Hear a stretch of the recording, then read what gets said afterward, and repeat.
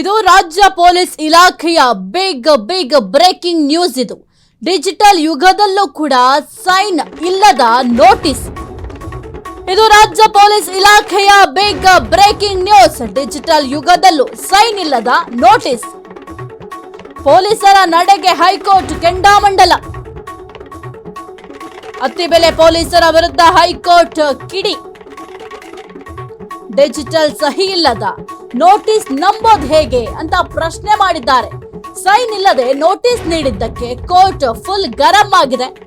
ಕಾರಣವಿಲ್ಲದೆ ಸಾರ್ವಜನಿಕರಿಗೆ ಕಿರುಕುಳ ಕೊಡಬಾರದು. ಅತ್ತಿಬೆಲೆ ಪೊಲೀಸರಿಗೆ ಹೈಕೋರ್ಟ್ ನ್ಯಾಯಪೀಠ ಈ ಒಂದು ಆದೇಶವನ್ನು ಹೊರಡಿಸಿದೆ. ಜೋಡಿ ಕೊಲೆ ಕೇಸ್ ಬಗ್ಗೆ ನೋಟಿಸ್ ನೀಡಿದ್ದ ಪೊಲೀಸರು ಪ್ರಕರಣ ತನಿಖೆ ವೇಳೆ ವಿವಾದಿತ ನೋಟಿಸ್ ಜಾರಿಗೊಳಿಸಿದ್ರು. ನೋಟಿಸ್ ಪ್ರಶ್ನಿಸಿ ಹೈ ಮೆಟ್ಟಿಲೇರಿದ್ದ ಜುವೆಲರ್ಸ್ ಮಾಲೀಕ. ಇದು ರಾಜ್ಯ ಪೊಲೀಸ್ ಇಲಾಖೆಯ ಬಿಗ್ ಬ್ರೇಕಿಂಗ್ ನ್ಯೂಸ್. ಡಿಜಿಟಲ್ ಯುಗದಲ್ಲೂ ಕೂಡ ಸೈನ್ ಇಲ್ಲದೆ ನೋಟಿಸ್ ಕೊಟ್ಟಿದ್ದಾರೆ. ಹೆಂಗ್ ನೀವು ನೋಟಿಸ್ ಕೊಟ್ರಿ ಅಂತ ಈಗ ಕೋರ್ಟ್ ಚಾಟಿಯನ್ನ ಬೀಸುವ ಕೆಲಸ ಮಾಡಿದೆ. ಈ ಒಂದು ಜೋಡಿ ಕೊಲೆ ಕೇಸ್ ಬಗ್ಗೆ ನೋಟಿಸ್ ಅನ್ನ ಪೊಲೀಸರು ನೀಡಿದ್ರು. ಪ್ರಕರಣ ತನಿಖೆಯ ಸಂದರ್ಭದಲ್ಲಿ ವಿವಾದಿತ ನೋಟಿಸ್ ಜಾರಿಗೊಳಿಸಿದ್ರು.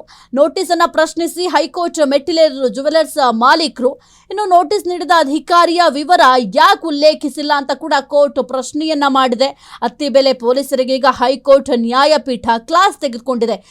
ಸುಮ್ಮನೆ ಹೋಗಿ ಸಾರ್ವಜನಿಕರಿಗೆ ತೊಂದರೆ ಕೊಡಬೇಡಿ, ಸಾರ್ವಜನಿಕರ ರಕ್ಷಣೆ ಮಾಡಲಿಕ್ಕೆ ನೀವಿರೋದು, ಅಂಥದ್ರಲ್ಲಿ ಸಾರ್ವಜನಿಕರಿಗೆ ತೊಂದರೆ ಕೊಡೋದು ಎಷ್ಟು ಸರಿ ಅಂತ ಕೂಡ ಪ್ರಶ್ನೆ ಮಾಡಿದೆ.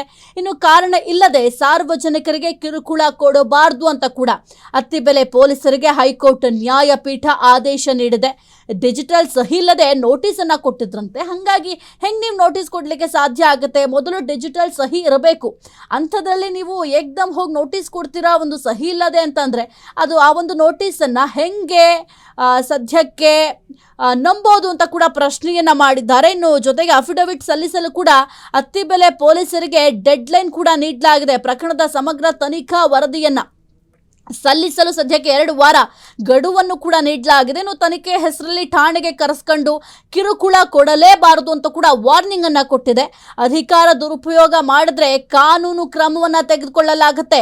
ನಿಮ್ಮ ವ್ಯಾಪ್ತಿಯಲ್ಲಿ ಯಾವ ರೀತಿ ಅಧಿಕಾರ ನಡೆಸಬೇಕು ಅನ್ನುವಂತಹ ವಿವೇಚನೆ ನಿಮಗೆ ಇರಬೇಕು ಅಂತ ಕೂಡ ವಾರ್ನಿಂಗ್ ಕೊಟ್ಟಿದೆ. ಸೆಕ್ಷನ್ ಅನ್ನ ಉಲ್ಲೇಖಿಸದ ನೋಟಿಸ್ಗೆ ಹೈಕೋರ್ಟ್ ಈಗ ಕೆಂಡಾಮಂಡಲ ಆಗಿದೆ. ಕಾನೂನಿನ ಚೌಕಟ್ಟಿನಲ್ಲೇ ಪೊಲೀಸ್ ಅಧಿಕಾರವನ್ನ ಚಲಾಯಿಸಬೇಕಾಗತ್ತೆ. ಕಾನೂನಿನ ಹೊರಗೆ ನಿಮ್ಮ ಅಧಿಕಾರವನ್ನ ಚಲಾಯಿಸಲಿಕ್ಕೆ ಅವಕಾಶ ಇಲ್ಲ. ಏನ್ ಚೌಕಟ್ಟಿದಾವೆ ಆ ಒಂದು ಬೌಂಡ್ರಿಯಲ್ಲಿ ನಿಮ್ಮ ಅಧಿಕಾರವನ್ನ ಚಲಾಯಿಸಬೇಕು.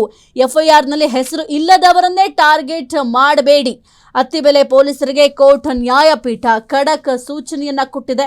ಇನ್ನು ಡಿಜಿಟಲ್ ಸಹಿ ಇಲ್ಲದೆ ನೋಟಿಸ್ ನೀಡಿದ್ದ ಅತ್ತಿಬೆಲೆ ಪೊಲೀಸರಿಗೆ ಈಗ ಖಡಕ್ ಆಗಿ ವಾರ್ನ್ ಕೂಡ ಮಾಡಿದೆ. ಮೋಹನ್ ಸದ್ಯಕ್ಕೆ ಬಿಡುಗಡೆ ಮಾಡಿದಂತಹ ವಿಡಿಯೋವನ್ನು ಆಧರಿಸಿ ವಿಚಾರಣೆಗೆ ನೋಟಿಸ್ ನೀಡಲಾಗಿತ್ತು.